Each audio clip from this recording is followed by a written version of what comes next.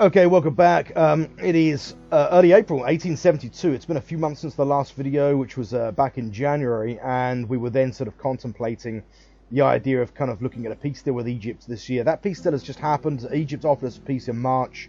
It's obviously not the peace that we were looking for. We kind of realized that would be the case, so we don't get Suez, which was the main thing that we're looking at. They've given us 4 territories. So we've got in the Western Desert, the Egyptian Western Desert, Gazala and Siwa, and in the south, in the kind of Eritrean, sort of Abyssinian Sudanese confluence, we get Port Sudan and Canberra. Port Sudan is not even controlled militarily by Egypt, and indeed, most of these areas for much of the last 20 years have not been militarily controlled by Egypt, which suggests, all we need to know about these territories. They're very sparsely populated, they're very tribal, very prone to insurgencies, and I'm not even sure for getting these territories it gives us that much. I mean, the good thing about Gazala is it gives us an adjacent claim on Qatar and Alexandria, which is good. And it creates a little bit of a buffer from Saloum as well. Now, Saloum, it's not a really wealthy area or anything like that. It is still quite sparsely populated, but it does have access to dyes. Dyes is an important part of our economy, has been for 20 years. It's a big export commodity, and it's good for the kind of sort of turnover and tax revenue. So we're going to try and exploit this region. Now we have a bit of a buffer. We're developing an anchorage and also a depot in Saloum, and we're going to beef up our military presence a little bit, I think. Now we've begun the construction of a marine division, which is to say 2 marine brigades in Sinop, and I think that's going to be a permanent deployment force in Saloum. We have an additional 2 marine brigades, which again combined comprise a division, which we had just deployed at Dimyat and Alexandria to really hold the interior whilst we conducted operations further south into kind of middle and upper Egypt. Those operations have come to a close now. We're now in the process of withdrawing our forces. And yeah, I mean, it's not the peace that we wanted. It feels a little bit like we're kind of, leaving with our tail between our legs.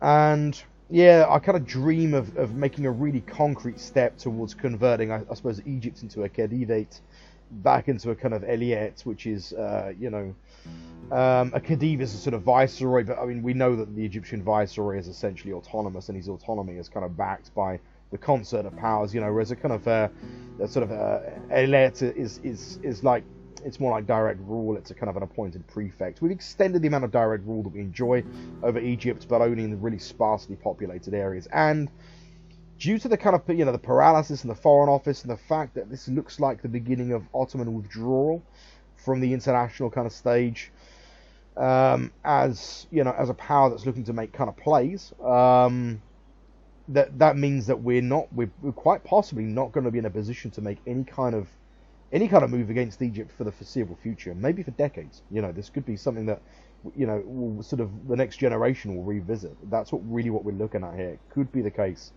and that's sad. It's something that would have been nice to kind of achieved during this time, during the kind of 1870s, before the British got too involved in Egyptian affairs, and I'm assuming that they still will, but I don't know. I just don't know. As it is, that's that conflict kind of done with, and as it is, the plays that we can make are limited now. I mean, if there's one thing that is good, it's that you'll notice that since the most recent Austrian defeat, once the kind of peace deal expired, they haven't redeclared war. Now, okay, they are at war with Russia, but it hasn't stopped them making hideous plays in the past and declaring war on us simultaneously. It looks like Austria is kind of piping down a little bit, which is good.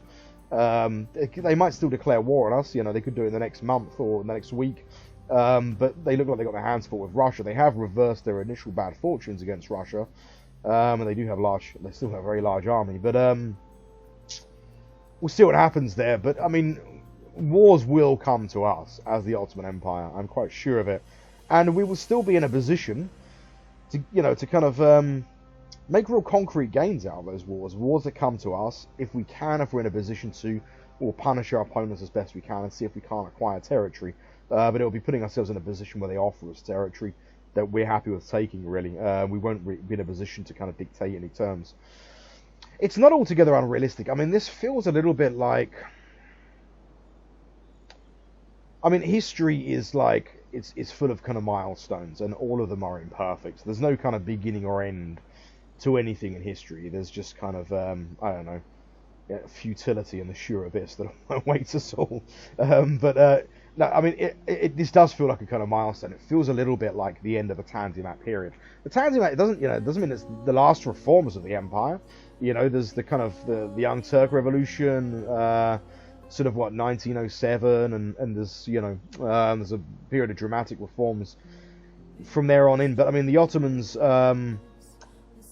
in terms of the Tanzimat, I mean, we can see that there are benefits. The Ottoman Empire is completely transformed from 1850, but we don't control everything. For example, if you think of like Victoria III, which starts off in the 30s, the mid 1830s, the Tanzimat is kind of depicted quite well, I think, as a kind of 20-year period, and you have a number of things that you have to achieve, and they're optional. There's like 6 things you have to achieve, 4 of them, and they include like a bureaucratic reform, which is a kind of, you have to get certain stuff through the legislature.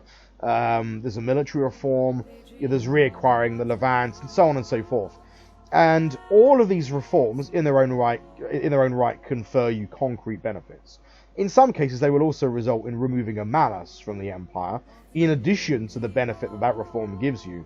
But all of these reforms combined marks the kind of end of the Tanzimat in a positive way, which is to say that the Ottoman Empire is no longer the sick man of Europe. You no longer have prestige loss and this kind of thing. Okay, it's a bit imperfect, and maybe the Tanzimats didn't really start in earnest quite that early, but nevertheless, it's not bad.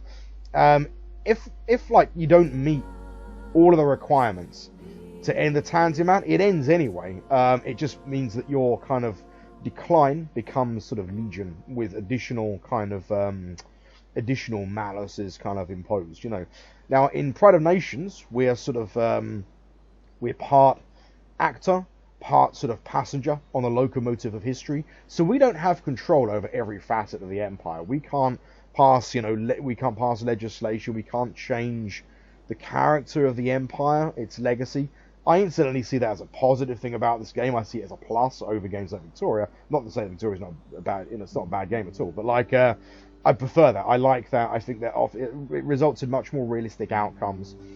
And I think it is true that, I mean, you could say that the reforms failed because the empire doesn't exist anymore, but by an extension of that logic, you could say that any reform ever passed in, I don't know, the Roman Empire or by, the Carthaginians or whoever else, were all failures because those societies don't exist. Of course, there were benefits to those reforms. And the benefits to our reforms that we've managed to have control over. We have control over the development of the economy. We have control over the armed forces.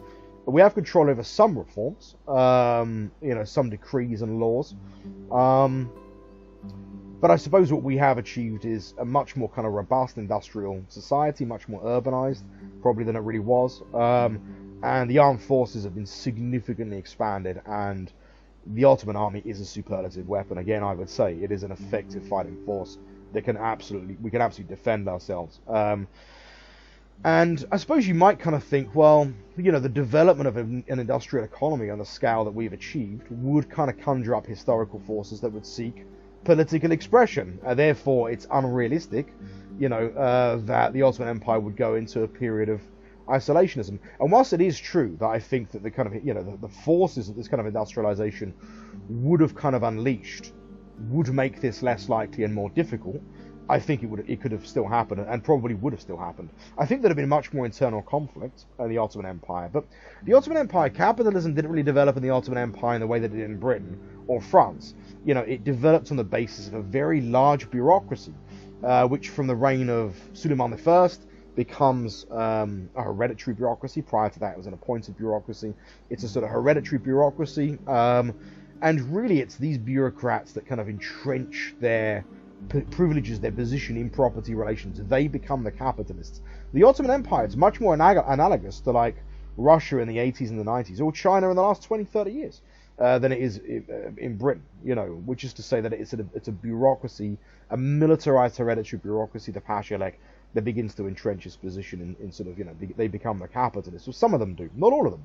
So in China, today, in the Communist Party, you'll probably have some of them will be capitalists. They'll own big manufacturing conglomerates. Some of them will just be very traditional bureaucrats that are probably corrupt. They might be an administrator of a mining region. They probably skim some of the kind of state revenue. They're kind of corrupt Stalinist bureaucrats, and they probably they probably see themselves as old-fashioned communists. They probably resist a lot of the changes. They probably don't like the fact that China's kind of becoming a capitalist society, so that you'd have had a bit of resistance inside. And I think that's probably what you'd have had in the Ottoman Empire. You'd have had some of the pashas come from more remote regions. They might be much less associated with the new productive forces, the new railroads, the new industrial complexes. And the Ottoman Empire is a large empire. It's a large, sprawling empire. And, yeah, they just, the degree to which a bureaucrat is likely to kind of support, the development of capitalism and sort of by extension engagement, especially with liberal societies in the West, it's going to be kind of inversely proportional to their relationship to capital or their proximity to capital, I would think, as would be the case in China today. And indeed, when the United States had a massive industrial economy, when it had the biggest economy in the world in the late 19th century and the beginning of the 20th century, it was still an isolationist and very regional power. China is today. I mean, China has the second biggest GDP. It has, I don't know, by purchasing power parity, it has the biggest economy in the world. And if I have £7 and you have 10 and I can buy more with my 7 than you can 10, then I suppose I'm a richer man. So you could argue that China has the biggest economy in the world, and yet it's limited to very regional plays, trying to reacquire Taiwan, possibly by military force, is reacquiring a breakaway state that is internationally recognized as such pretty much. It's a very localized regional power, and the United States is still an absolute kind of global hegemon. So in this sense, I suppose, these kind of modern things, I mean, Russia's a bit different because, of course, it quantity expressed itself in the form of quality, and you have a sort of catastrophic kind of political collapse in the 90s. But all of the rulers of the former Soviet republics, all of the billionaires, the oligarchs, they're all former Communist Party members, all the members of the State Planning Committee, the members of Gosplan, these are all the oligarchs of the current period. So these do provide a bit of a kind of frame of reference for the Ottoman Empire that we have in our parallel universe. And it's no accident, incidentally, that there is a parallel here, because in the Soviet Union, Marx wrote a lot about the Asiatic mode of production, which referenced precisely the bureaucratic nature of societies like the Ottomans, of China in the 19th century, of the Moguls to a lesser extent as well. And he looked at precisely the idea of bureaucracy and things like this. And now the study of this was prohibited in the Soviet Union, precisely because it embarrassingly reflected Soviet society so much that they wanted to ignore this part, this kind of this sort of Marxist literature. But I think it provides an interesting framework for how we interpret the Ottoman Empire in our parallel universe in 1872. It's an Ottoman Empire where the state is much more involved in the economy than the British state would be, where some pashas, some bureaucrats are billionaires. They're incredibly wealthy. And indeed, when the Ottoman Empire did really begin to develop capitalism in earnest in the beginning of the 20th century, the first billionaires, if you like, the first kind of, the nouveau rich were pashas. The Ottoman army helmet in World War One, which is a very distinctive helmet. I think it's the Kabbalah. I can't remember if it's called the Kabbalah or the Enver or something like that. It's one of the pashas, I think it was Enver Pasha, had the patent design for that helmet, and he sold it. He sold the helmet. He sold it at the factory. He owned the factory. He owned the plant, and he became, incredibly rich on selling this helmet to the Ottoman state. He was a leading Ottoman politician, and this is exactly how kind of capitalism was developed, I think, in the Ottoman Empire, with kind of oligarchs, pashas that were really powerful, wealthy people. But there would have been pushback. There definitely would have been pushback, even in the 1870s, even if we had a much larger industrial economy. And I think that's what we're seeing, is a bit of a pushback, a disengagement. A lot of it is because a lot of the pashas, a lot of the bureaucrats, the more traditional ones, they kind of fear that some of their privileges might be lost. They might have privileges that are a bit antiquated, kind of hereditary sort of positions where they're very wealthy, they're very comfortable. Maybe they live in somewhere like northern Iraq, which is not very industrial, and they don't want to lose those privileges. They don't want to lose those rights. For example, the Northerners, again, the American Civil War is a good kind of, good parallel here. The kind of nouveau rich in the industrial heartland of kind of, Western Anatolia, Constantinople, and the Tobacco Belt going to Salonika. A lot of these Ottoman sort of pashas that occupy, very populous parts of the empire, just live a much more traditional, rural kind of way of life. They might have a much more kind of, much more conservative religious interpretation as well. The Ottomans typically didn't. I mean, the Ottomans was the most powerful, was the most kind of yeah, I mean, they were the most powerful caliphs in history, and yet they were the only caliphs that largely saw the role as honorific. Like they didn't really, like, they paid lip service to religion for the most part. Like, they weren't very religious. At least the monarchs weren't for the most part. But that doesn't say that all of the ruling elite wouldn't be, especially in the southern areas of the Arabian Peninsula. Very rural, very kind of backward areas. People typically won't have ever left a town. They lived their whole lives in a settlement, and the bureaucrats, the administrators of these regions might also exhibit those kind of tendencies. Resist reform. So it's eminently possible that this would happen, and it's at the moment expressing itself in a political crisis, which is beginning to undermine Abdelaziz. His position is increasingly kind of compromised. There's kind of paralysis within the administration. The foreign ministry is kind of closing down, and this might be that there's real pressure to kind of disengage. There's a real sense that, for example, Western banks have a much more kind of control over the Ottoman economy. There's a state debt, which of course, incidentally, state debt was meant to be mapped in this game. I think if we go to, you can actually see there's a kind of loan interest. It's a shame they never finished this, because it would have been really nice. But like, there was a system that's kind of put in place. I think, it was both private debt and state debt. I mean, there is a kind of loan system where capitalists will take loans, which will incur inflation, but the state doesn't seem to. I don't think the state gets into debt. Yeah, this is an unfinished part of the game that would have been really nice. But in real life, in the 1860s, the Ottoman economy was increasingly in debt to kind of Western banks, to such an extent that they had a kind of banking commission set up to service the debt.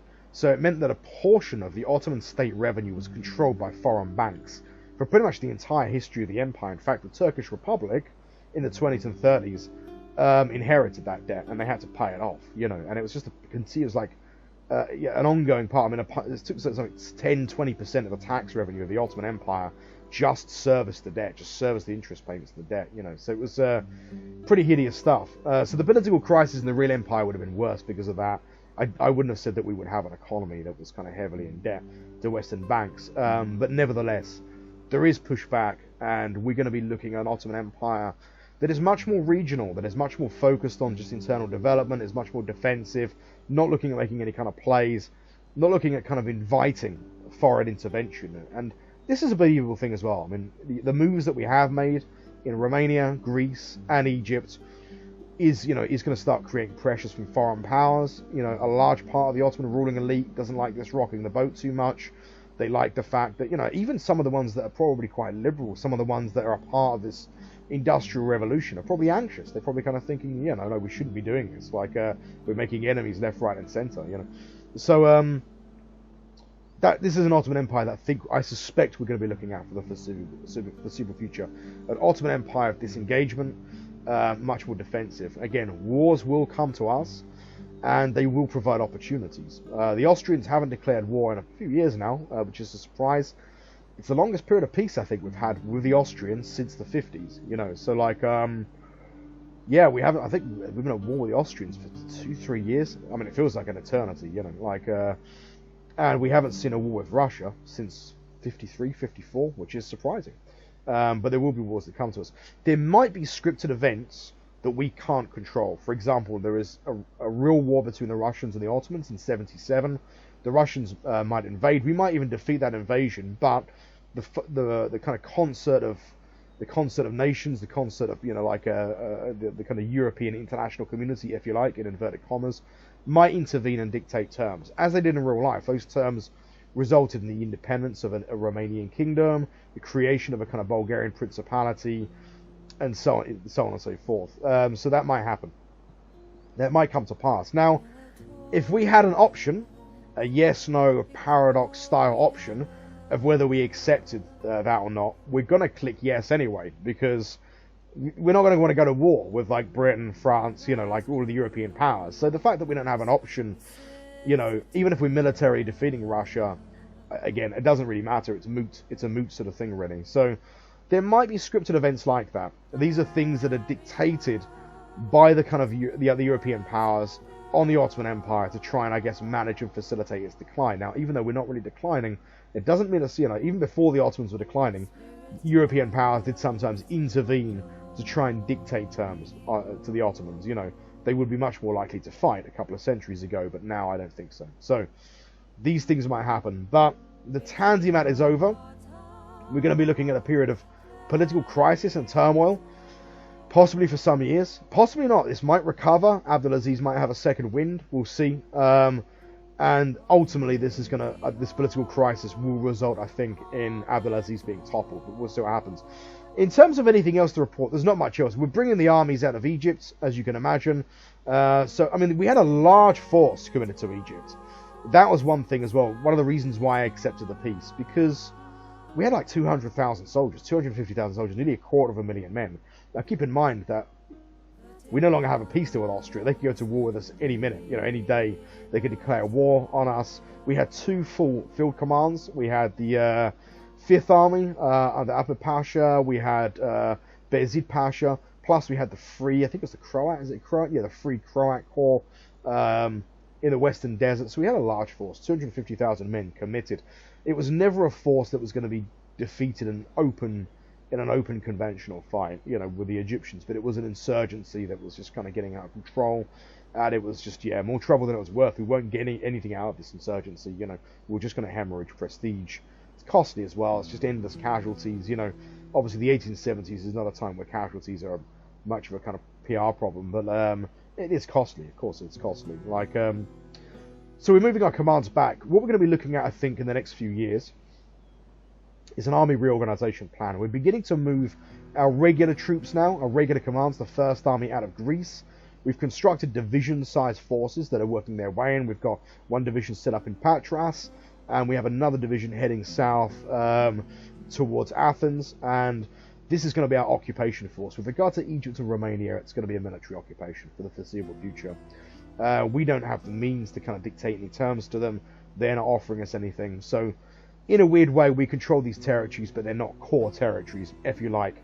These are it's a long-term military occupation. We're happy with that. We'll sort of, we'll hold a position in kind of Greece and Romania for as long as we can. We control these regions.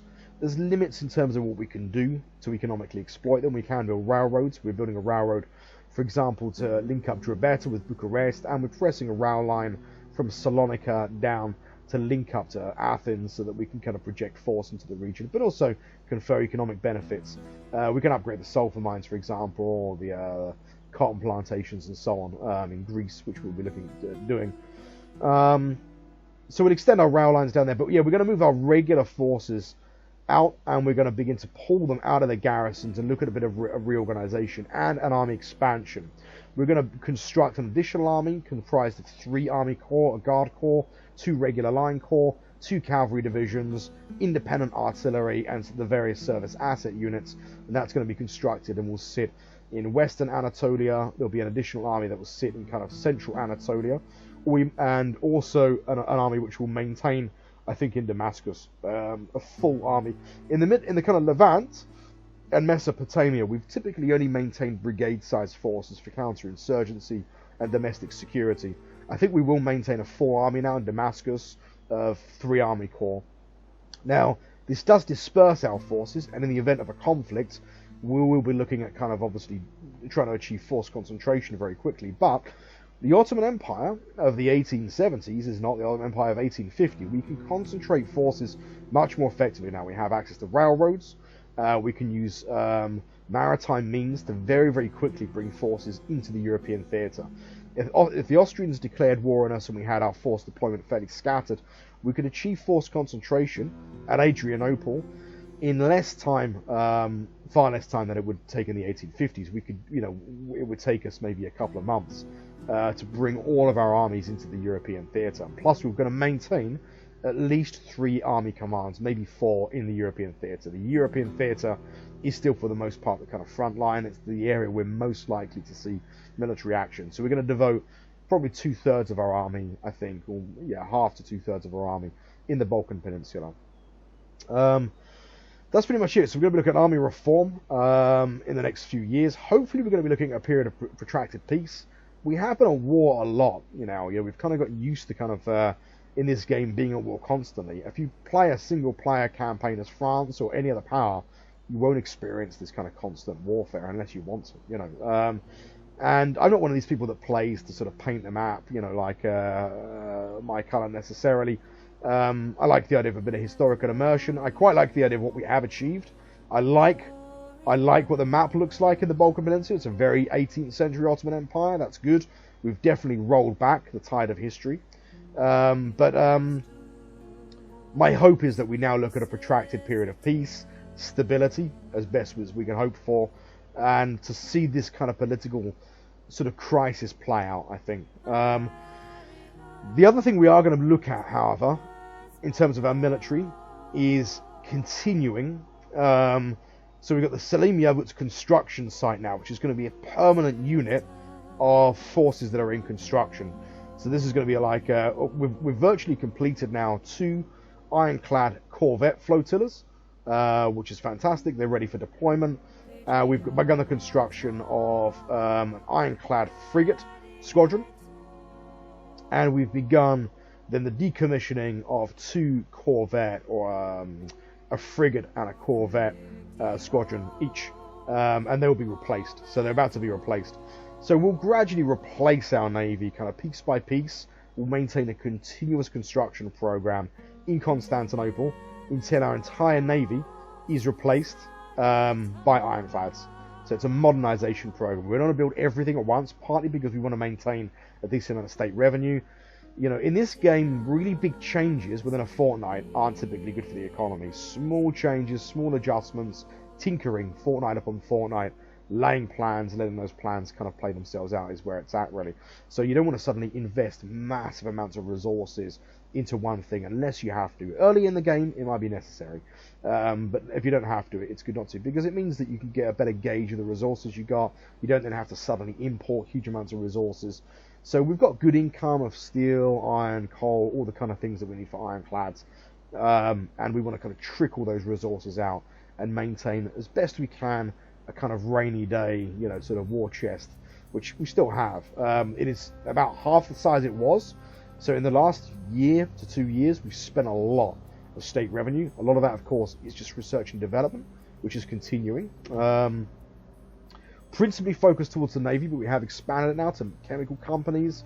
But for the most part, it's naval technologies that we're looking to push through because we're playing catch up. We're also looking at Elementary Education Act. So it's pretty much the same technologies that we always had, plus we've added a couple of army technologies. So we've got, what have we got here? Herman Hep, US MRCC. I can't remember why I invested in this. I must have read this. Was a command, railroad construction. I think these are like engineers. I think they're like railroad engineers. Yeah, it's a kind of like railroad engineer unit or something like that, which I thought would be good, given that we do have an empire that has kind of that is kind of crisscrossed by railroads now. Other than that, Elementary Education Act, balloons. So we've expanded our research and development a little bit. We might scale it down as pressure begins to kind of pile on onto the state exchequer. But yeah, also one economy tech we're investing in. Other than that, it's like 70% kind of naval technology investment. Plus, of course, an expansion of the Navy. These ironclads are expensive. Modern industrial ships are really, really expensive. And expanding the shipyards to facilitate large scale construction is also an expensive business. So we do have a burgeoning industrial economy that offers big tax returns, but now we're kind of moving into level 2 construction. It's more expensive, it's more resource hungry, and yeah, I quite like that about this game. You get to the point where you feel like you have a big industrial economy, and then you have to build industrial scale things, and you suddenly realize you feel again as though you're starting again. You feel like, okay, yeah, I actually have a very small economy. I didn't realize. And that's noticeable. We're building a couple of squadrons of ironclads, a squadron of ironclad frigates, you know, plus we've upgraded the shipyard. That's half of our state revenue, which is 2,000. Well, it's 3,000 actually at one point nearly. Vanished, you know, on that basis. So yeah, expensive stuff. But we're going to continue the naval construction program, replace the fleet entirely, replace the Persian Gulf fleet with frigates and corvettes, ironclad corvettes, and then begin an expansion, a naval expansion, looking to about double the size of the Navy. We want to become the principal maritime power in the Mediterranean. We want to be able to effectively protect a large coastline against even a significant naval power like Britain. And increasingly, we have to view Britain more as an adversary. Earlier on in the game, we're looking for British protection and French protection. It's going to be harder to do that now, not least because Ottoman disengagement makes it harder for us to actually do anything to influence Britain's view of us, but also the fact that we're just a more powerful empire. You know, we sort of, the British have an interest in the Arabian Peninsula, the British have an interest in Egypt. Increasingly now, our areas of interest overlap, and we're not a vulnerable power that the British need to focus on to contain Russia. So it means that Britain is also an adversary now, and we have to see them that way, as is France. You know, we're going to continue to, so with France, we're continuing to make plays to really just kind of keep Tunisia out of French control. And now, okay, the French militarily occupied Tunisia, but it's only when the French politically control Tunisia through converting it into a protectorate that they then get a claim in Tripoli. That would then make France a problem, because France, even as a republic, is a fairly aggressive power in this game. It has a large, sprawling colonial empire. It is, you know, okay, the third republic is not quite as bad as the Second Empire under Louis Napoleon III, but it is a power that is likely to intervene against us to sort of extend colonial ambitions. France also has an interest in Djibouti. Djibouti is, at the moment, a Piedmont Southern influenced territory. It's likely that France is going to start making some plays here as well in the Red Sea, which, you know, again, we might look to try and forestall, if we can, by playing colonial cards here, forcing the French kind of position to atrophy, forcing down their colonial penetration so that they can't reach the threshold necessary for protectorate status. So we'll do that in kind of in Djibouti as well as in Tunisia. That's pretty much it. That's pretty much it for the quarterly report. Yeah, we'll sort of we'll see how the kind of next period goes, but I think that's the end of the Tanzimat. It's a bit of a milestone, and we're going into, it feels like a new period now, a period where there still will be reforms, but there's, you know, the kind of dramatic drive now to sort of modernize and embrace kind of Western ideas has come to an end, and the empire now, I think, is increasingly that, you know, is looking inwards, looking to preserve its position, and for the ruling elite to kind of preserve their privileges, I suppose, and to limit the degree of influence that the West has on the Ottoman Empire. That will ultimately, of course, undermine Abdulaziz. Abdulaziz is the first Sultan to tour Europe, a bit like Peter the Great did in Russia. You know, he kind of went to Britain and France, and came back with these kind of ideas of, you know, it's transforming the empire into building big shipyards and stuff like that, and this compromised him politically ultimately, you know, in a way that perhaps it shouldn't have, but it did. And I think it's going to probably spell his end in the kind of coming years, next 5 years or so. So we'll kind of see that play out. Next report then will be kind of late summer, early autumn, something like that. And yeah, we'll see how the rest of the year goes. We are at peaks now. If there's anything significant happens in the meantime, then I'll obviously do a video so that we can sort of address that. But if nothing happens, we'll see you late summer, early October. Thanks for watching this video, and I'll see you in the next one.